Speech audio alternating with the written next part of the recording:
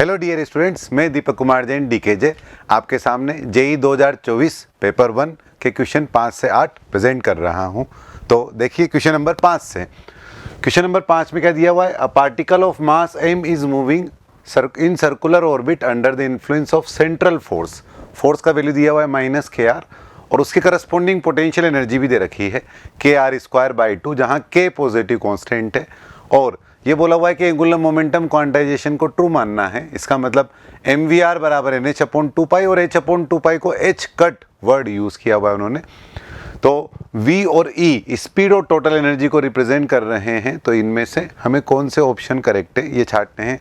ये question modern physics से हैं और इसको आप इजी टू मॉडरेट कैटेगरी में रख सकते हैं। मॉडरेट में रख सकते हैं क्योंकि मल्टीपल चॉइस है, आपको आंसर्स ज़्यादा निकालने हैं इसलिए। तो सबसे पहले हमें फोर्स दिया हुआ है F बराबर -kr। तो ये जो फोर्स दे रखा है अपने को, इससे अपन पोटेंशियल एनर्जी खुद भी निकाल सकते थे, वैसे इन्होंने निकाल के दी हुई है -du/dr। तो यहाँ से u की जो वैल्यू बन गई अपने पास वो हो गया kr²/2। ये है अपने पास पोटेंशियल एनर्जी। उसके अलावा ये सर्कुलर ऑर्बिट में घूम रहा है, तो सर्कुलर ऑर्बिट में घूमने के लिए जो mv²/r की रिक्वायरमेंट है टुवर्ड सेंटर, वो कौन सा फोर्स प्रोवाइड कर देगा अपने को? वो k इंटू आर वाला फोर्स प्रोवाइड कर देगा। तो mv²/r बराबर kr। तो यहाँ से v² बराबर हो गया अपने पास k/m इंटू r²। ये v² की वैल्यू हो गई अपने पास। तो v और r में रिलेशन चाहिए होगा आगे, तो यहाँ पर काम आ जाएगा ये। तो v इक्वल टू हो गया अपने पास √k/m और इंटू r। अब ऑप्शन देखते हैं कि करके। पहला ऑप्शन जो चाहिए हमको वो चाहिए r² के टर्म में। उसके लिए हमें एंगुलर मोमेंटम वाली वैल्यू दे रखी है। तो एक इक्वेशन अपन यूज़ कर सकते हैं mvr इक्वल टू NH/2π और H/2π को अपन क्या लिख सकते हैं? h cut. यह है mvr की वैल्यू। अब हमें निकालना क्या है? r², यानी v नहीं चाहिए हमको। तो v नहीं चाहिए तो यहाँ से v की वैल्यू उठा के डाल दें। तो ये हो गया अपने पास यहाँ से कितना m, और v की जगह डाल दिया अपन ने कितना √k/m इंटू r। ये हो गया v into r equal to NH cut. तो यहाँ से अपने को वैल्यू मिल गई r² की। तो r² की वैल्यू कितनी आ गई यहाँ से? r² equal to NH cut. उसके अलावा इधर से कितना बचा देखो, m कट गया ये, तो √km बच गया। √km इधर नीचे चला गया, तो r² NH cut upon √km, ये वैल्यू आ गई अपने पास। तो r² is NH cut upon 1/√km, ये r² की वैल्यू बनी। इसके बाद चाहिए हमें v²। तो v² कैसे निकाल सकते हैं? देखो यह रहा अपने पास v²। तो v² इक्वल टू हो गया अपने पास k/m और इंटू r²। और r² की वैल्यू यहाँ से डाल देते हैं। यह है अपने पास NH कट अपॉन √km। तो इसमें देखो एक k कैंसिल हो गया, तो ये √k में चला जाएगा और m अंदर जाकर क्यूब बन जाएगा। तो यहाँ से बन गया अपने पास k अंडर रूट के अंदर है और m को भी अंडर रूट के अंदर रखें अगर अपन, तो ये बन गया अपने पास m³ और साथ में क्या है? NH cut. तो ये टर्म बन गया अपने पास NH कट। ये है v² की वैल्यू NH कट √k/m³। तो b वाला ऑप्शन भी सही हो गया। तो ये a सही हो गया है, b सही हो गया है। सी देखें L/mr² की वैल्यू निकालनी अपने को। तो L/mr², ये क्या बनेगा? L को क्या लिख सकते हैं अपन? mvr और इसको क्या लिख सकते हैं? mr²। तो एक m कैंसिल हो गया और एक r कैंसिल हो गया, ये बचा रहेगा अपने पास v/r। यहाँ हमारे पास जो है v/r की वैल्यू अवेलेबल है। ये कितना है? √k/m। तो ये हो गया अपने पास √k/m।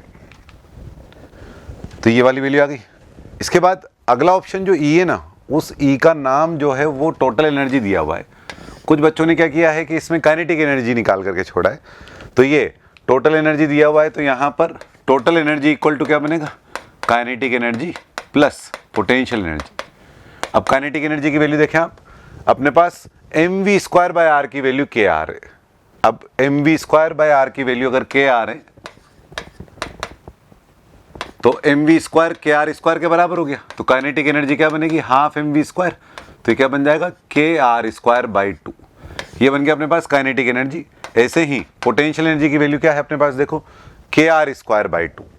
तो ये है अपने पास u इक्वल टू kr²/2। तो काइनेटिक एनर्जी और पोटेंशियल एनर्जी दोनों का समेशन मिलाकर टोटल एनर्जी ई से रिप्रेजेंट किया हुआ है, तो ये क्या अपने पास KR²/2 प्लस KR²/2 यानी क्या बन गया KR²। अब R² की वैल्यू डाल देते हैं अपन, तो अपने को किस फॉर्म में आंसर चाहिए, H कट और रूट K/M में चाहिए। तो R² की जो वैल्यू निकाली हुई अपन ने वो है NH cut upon root KM, तो यहाँ डाल दिया NH cut upon root KM, तो यहाँ एक K कैंसिल हो गया और ये बन गया अपने पास route K/M into NH cut. तो यहाँ जो ऑप्शन दिया हुआ है अपने को वो रूट K/M NH कट के अलावा ये 2 और एक्स्ट्रा दिया हुआ है, इसलिए D रॉन्ग हो गया और करस्पॉन्डिंग आंसर होगा अपने पास A, B एंड C। इस तरह के काफ़ी क्वेश्चन आप क्लास इलस्ट्रेशन में करते होंगे, तो इसलिए मॉडरेट कैटेगरी में आप इसको रख सकते हैं। नेक्स्ट क्वेश्चन जो है वो है स्ट्रिंग वेव का। इस तरह के क्वेश्चन भी आप क्लास नोट्स में देखते होंगे। 2 यूनिफॉर्म स्ट्रिंग, उनका म्यू और 4 म्यू L और 12 लेंथ दिया हुआ है और ये एंड फिक्स दिए हुए हैं, इसका मतलब इनका नाम जो है वो नोड दिया हुआ है। फंडामेंटल फ्रीक्वेंसी को 1/12 रूट T/μ बोला हुआ है और फिर हमें इन ऑप्शंस में से चेक करना है। सबसे पहला ऑप्शन देखें अगर आप, विद नोड एट O, तो O वाला पॉइंट नोड दिया हुआ है ऑप्शन में, तो पूछा है मिनिमम फ्रीक्वेंसी ऑफ वाइब्रेशन क्या बनेगी। तो इस वाली स्थिति में क्या है कि हम ऐसा बोल सकते हैं कि नंबर ऑफ लूप जो बन रहे होंगे अपने पास इसमें, वो किस तरह से बन रहे होंगे। नंबर ऑफ लूप की बात करें अगर अपन, तो मान लिया अपन ने कि इसमें कुछ M लूप बन रहे हैं और इसमें कुछ N लूप बन रहे हैं, क्योंकि ये एंड नोड है और ये एंड नोड है और ये वाला एंड जो है वो ऑप्शन वाइज दे रखा है। पहले ऑप्शन में अगर अपन इसको नोड ले रहे हैं और इसमें अपन ने M लूप ले लिए हैं अगर, तो M लूप लेने की स्थिति में क्या होगा, फ्रीक्वेंसी की वैल्यू क्या लिख सकते हैं अपन, फ्रीक्वेंसी की जो वैल्यू है वो हो गई अपने पास M/2L, L का नाम L ही है इस फर्स्ट पार्ट में, और under root of T/μ। Tension जो है हॉरिजॉन्टल स्ट्रिंग है, इसलिए टेंशन सभी में पूरे पार्ट में सेम रहेगी, तो रूट T/μ में इसमें म्यू की वैल्यू है म्यू, और सेकंड पार्ट में कितना है N नंबर ऑफ लूप है बाई 2L, लेकिन लेंथ इस बार जो है वो 2L के बराबर है, और ये हो गया अपने पास अंडर रूट ऑफ T/ और म्यू का नाम क्या हो गया 4μ। तो ये जो वैल्यू है अपने पास ये है 4μ। यहां से अपने को M/N का रेशो मिल गया, यह है M/N का रेशो। इसमें रूट T/μ कैंसिल होने के बाद और 2L वाली टर्म कैंसिल होने के बाद एक्स्ट्रा में यहाँ 2 बचा और 2 यहाँ से बाहर आया, तो ये 4 बच गया। तो 1/4 आगे के टर्न देखें अगर अपन, तो 2/8, 3/12 एंड सो ऑन। तो फंडामेंटल फ्रीक्वेंसी की बात करें तो इसका मतलब M जो है वो हो गया 1 और N जो है वो हो गया 4। तो एक में एक लूप बना और एक में 4 लूप बना, तो टोटल लूप बात करना चाहें अगर अपन, तो total number of loop fundamental frequency में जो बने हैं वो हैं कितने, 5 लूप। अब टोटल लूप बने हैं अगर 5 लूप, तो ये 5 लूप बनाना चाहें यहाँ पर अगर अपन, तो इसमें बनाना है अपने को 1 लूप और इसमें 4 लूप, तो ये हो गया अपने पास 1 लूप और इसमें है 4 लूप।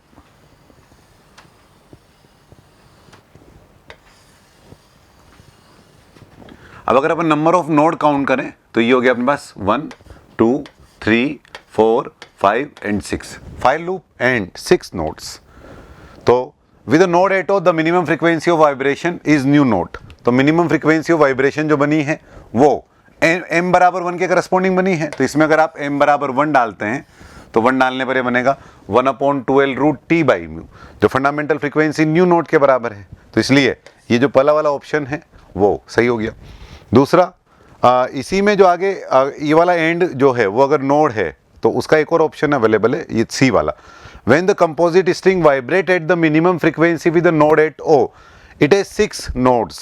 तो 6 nodes है इसमें, तो इस कारण से including the end nodes, तो 6 नोड बन रहे हैं, इसलिए ये वाला भी सही हो गया। अब 2 ऑप्शन एंटी नोड वाले हैं, तो एंटी नोड वाले ऑप्शन के लिए देखें अगर अपन, तो इस बार ये जो O वाला पॉइंट है ये एंटी नोड बनाने को बोला हुआ है अपने को। अब अगर ये एंटी नोड है तो इसका मतलब फंडामेंटल फ्रीक्वेंसी ये बन सकती है, या इसके आगे जो है बनेगा ये एंटी नोड ही, उस हिसाब से हमको लिखना रहेगा। तो यहाँ पर जो फ्रीक्वेंसी बन रही है वो क्या बन रही होगी, नंबर ऑफ लूप जो है वो अगर इसमें n माने अपन, तो ये बन जाएगा 2n+1 V/4L। तो 2n+1 V/4L में V की वैल्यू हो गई रूट T/μ, और ऐसे ही यहाँ पर 2m+1 और बाई 4L, और L का नाम जो है वो है 2L और रूट T/μ, और म्यू का नाम क्या है 4μ। अब यहाँ पर जो ये वैल्यू है ये 4 लिखा हुआ है, यहाँ पर जो वैल्यू है इसमें अगर आप 2n+1 अपॉन 2m+1 का रेशो निकालें तो 2n+1 अपॉन 2m+1 के रेशो में आप देखें 4l वाली टर्म तो कैंसिल हो गई, तो 2 एक तो एक्स्ट्रा यहाँ से बच गया और एक ये यहाँ से 2 एक्स्ट्रा आएगा, तो टोटल मिलाकर बन गया अपने पास 1/4। आगे का हिस्सा देखें तो 2/8, 3/12 एंड सो ऑन, इस तरह से वैल्यू बन रही है। तो ये क्वांटिटी जो है इसको बनना है ओड, लेकिन ये जो भी क्वांटिटी आ रही है यहाँ पर ये वाली ये वाली ये वाली ये इवन आ रही है। इसका मतलब इसका ओड बनना पॉसिबल नहीं इधर वाले किसी क्वांटिटी का। इसका मतलब यहाँ पर इस वाली पोजीशन पर एंटी नोड बनना जो है, एंटी नोड वाली सिचुएशन पॉसिबल नहीं है।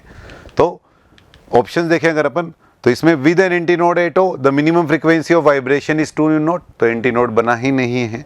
No vibration mode with an anti node at O is possible, तो किसी तरह का वाइब्रेशन पॉसिबल ही नहीं है वहाँ एंटी नोड के लिए। तो करस्पॉन्डिंग आंसर हो गया अपने पास इस वाले ऑप्शन के लिए, ये है A, C एंड D। तो ये स्ट्रिंग का क्वेश्चन है और इसे भी इजी टू मॉडरेट में आप रख सकते हैं, क्योंकि इस तरह के क्वेश्चन आप क्लास इलस्ट्रेशन में करते हैं। इसके बाद नेक्स्ट क्वेश्चन जो है अगेन ये भी क्लास इलस्ट्रेशन का एक एग्जाम्पल कहूँगा मैं, ज्योमेट्रिकल ऑप्टिक्स का क्वेश्चन है और काफ़ी फेमस क्वेश्चन है। और इस वाले क्वेश्चन में क्या क्या दिया हुआ है देखो, इसमें अपने को लैंग्वेज देखे पहले कि ग्लास बीकर है is a solid plano convex base. तो ये वाला जो पोर्शन है ब्लैक शेडेड जो है वो प्लेनो कॉन्वेक्स बेस है और इसका जो रिफ्रैक्टिव इंडेक्स है वो है 1.60 इस वाले का। और आगे बोला हुआ है the radius of the curvature of the convex surface. तो ये जो कॉन्वेक्स सरफेस है इसकी जो रेडियस ऑफ कर्वेचर है ये है 9। While the planar surface act as a mirror. तो ये जो प्लेन सरफेस है ना ये वाला, इसके लिए बोला हुआ है कि ये मिरर की तरफ बिहेव कर रहा है। आगे with a liquid this beaker is filled with a liquid of refractive index n up to level QPR। ये वाला जो पोर्शन है इसको n रिफ्रैक्टिव इंडेक्स वाले लिक्विड से भरा गया है। अब आगे क्या बोला हुआ है देखो, if the image of a point object O की जो इमेज है वो कहाँ पर बनाना चाहते हैं अपन, is formed on the itself, इसी पर बन जाए तो which of the following option is are correct. तो ऑब्जेक्ट की इमेज उसी पर बनानी है अपने को और ये कुछ डिजिट दिए हुए हैं, जैसे ये वाला रिफ्रैक्टिव इंडेक्स दिया हुआ है अपने को 1.60, ये वाला रिफ्रैक्टिव इंडेक्स जो है वो n हमको पता नहीं है, और ये वाली जो रेडियस ऑफ कर्वेचर है ये है 9, और उसके अलावा ये जो है ये मिरर की तरफ बिहेव कर रहा है, ये हमें बता रखा है। इस क्वेश्चन को करने के लिए अपने पास दो तरीके होते हैं। पहला तरीका क्या है, पहला तरीका ये है कि हम स्टेप वाइज रिफ्लेक्शन लेते जाएं और जब मिरर पर लाइट गिरे तो नॉर्मली इंसिडेंट लाइट हो। लास्ट ईयर भी इस तरह का एक सवाल आया था लेंस वाले केस के लिए, लेंस प्लस मिरर कॉम्बिनेशन के लिए, जिसमें ऑब्जेक्ट की इमेज उसी पर बने। तो इसमें हम क्या करें, मिरर पर जब लाइट गिरे तो वो नॉर्मली इंसिडेंट लाइट गिरे।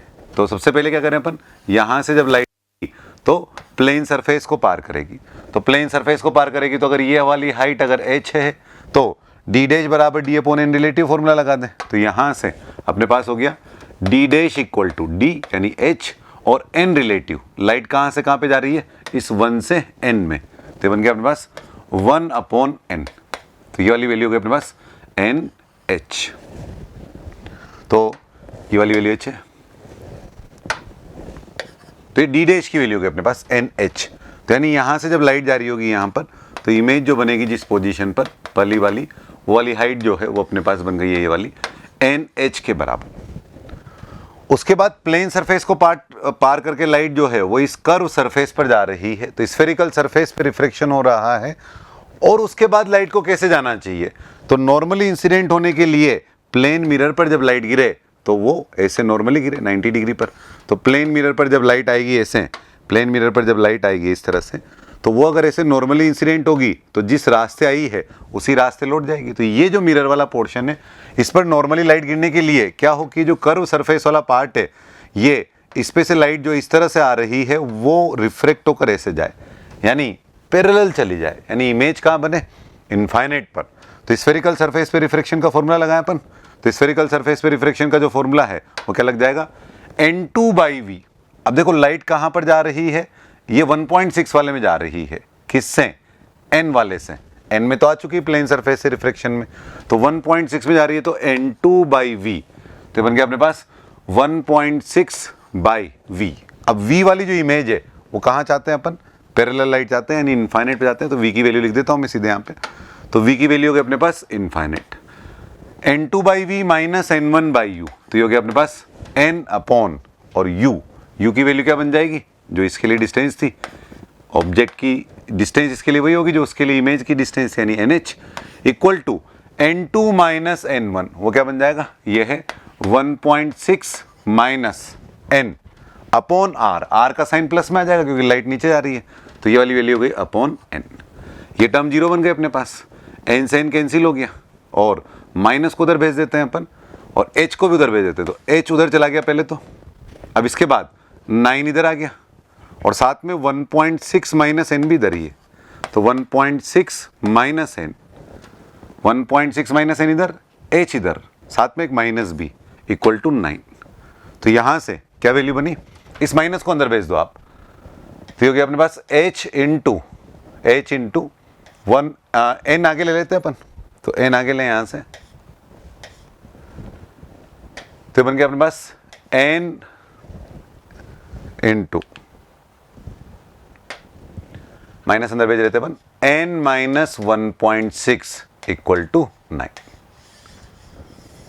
अब क्या है कि ये 9 सेंटीमीटर में, अब क्या है कि हमें अलग अलग h और n की वैल्यू दे रखी जिनको इसमें अपने को ऑप्शन में रखना है। जैसे पहले ऑप्शन के लिए रखें 1.42 n रखना है और h 50 रखना है, तो यहाँ रख दिया अपन ने h की जगह 50 सेंटीमीटर और n की जगह, n की वैल्यू जो है वो है 1.42, तो 1.42 माइनस n, एक माइनस कहीं रह गया यहाँ पे, तो n2 by v minus n1 by u की जो वैल्यू है वो किस साइन के साथ बनेगी, प्लस x इधर है तो यहाँ पर एक माइनस आना है, तो equal to n2 minus n1 upon r, ये प्लस बन गया, तो ये प्लस बन गया, तो यहाँ से ये वैल्यू बनी अपने पास 1.6 माइनस n, यह है 1.6 माइनस n।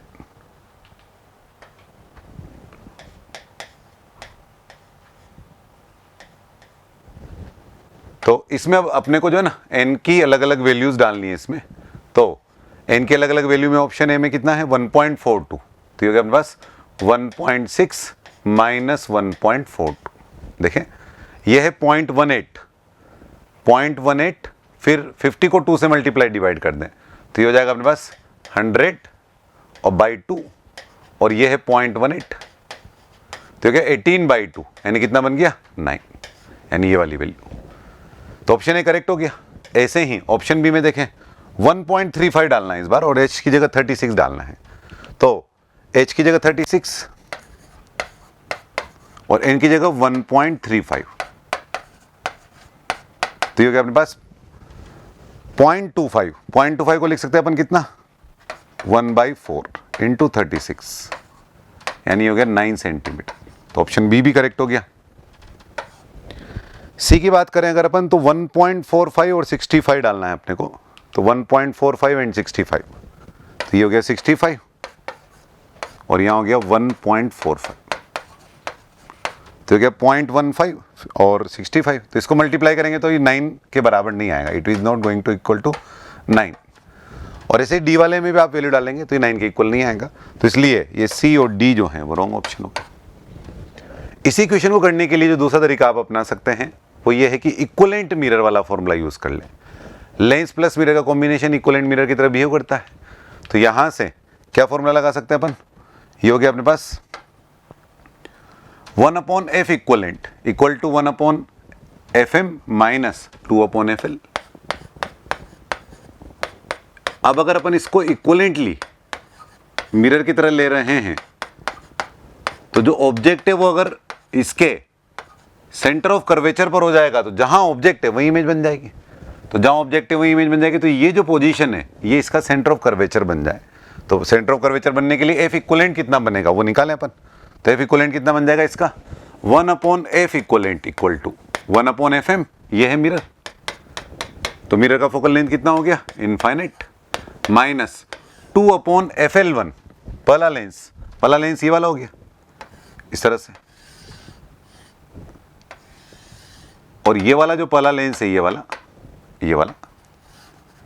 इसका रिफ्रैक्टिव इंडेक्स हमको जो दिया हुआ था वो कितना दिया हुआ है, देखो ऊपर वाले का n दिया हुआ है, ये अननोन है तो इसकी वैल्यू n है, इसकी रेडियस ऑफ कर्वेचर जो है ये वाले वो 9 है, प्लस जो दूसरा वाला पोर्शन है यानी ये वाला,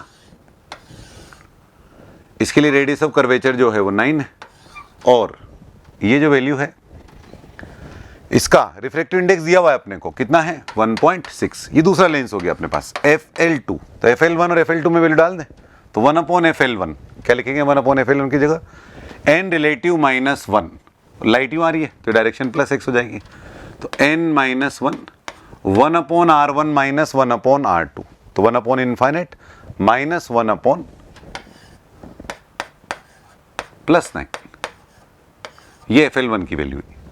तो यहां से FL1 में जो टर्म बन जाएगी वो हो गई कितनी, ये टर्म होगी 0 और ये माइनस अभी रहने देते हैं, तो -2 बाहर है और ये चल रहा है अपने पास माइनस में n - 1/9।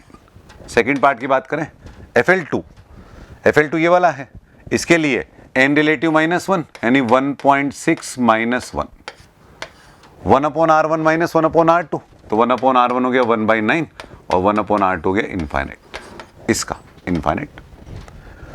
तो यहां से बन गया ये 0.6/9 और ये चल रहा है 1/F इक्वलेंट। तो यहां से क्या वैल्यू बन जाएगी अपने पास, इस -2 को अंदर भेजना चाहें अगर अपन, तो ये बन गया 2 × n - 1/9 और ये है 0.6/9, तो 9 को भी ऐड कर लेते हैं, पर ये 2 साथ में बाहर से आया भी है, तो बाहर से -2 आया तो कितना हो गया -1.2। अब ये है 1/F इक्वलेंट, तो F इक्वलेंट जो बना है वो हो जाएगा 9/2n - 1 2n - 2 -1.2। तो यहां से 2 भी कॉमन ले लेते हैं साथ में, क्योंकि अपने को क्या है कि रेडियस ऑफ कर्वेचर चाहिए, तो ट्वाइस चाहिए होगा, तो ये बन जाएगा अपने पास n - 1 -0.6, n - 0.6 और जो 2 बना ना उस 2 को यहाँ छोड़ देते हैं। अब 2 उधर चला जाएगा तो 2F इक्वलेंट की जो वैल्यू बनेगी 2F इक्वलेंट वो कितना बन जाएगा 9/n - 0.6 और ये टर्म जो है वहां पर ऑब्जेक्ट रखा होना चाहिए यानी h, तो ये टर्म बन गई h × n - 0.6 = 9। देख लेते अपन, ये देखो आप h × n - 1.6 = 9, एक साइन चेक करना रहेगा अपने को, n - 0.6 = 9 ना, n - 0.6 यहाँ पर क्या है 1.6, तो 1.6 चेक करें अपन, एक 1 वाली टर्म रह गई कहीं पर, तो ये है अपने पास 1 और 0.6 था ना, ये 1 भी तो था ये वाला 1.6,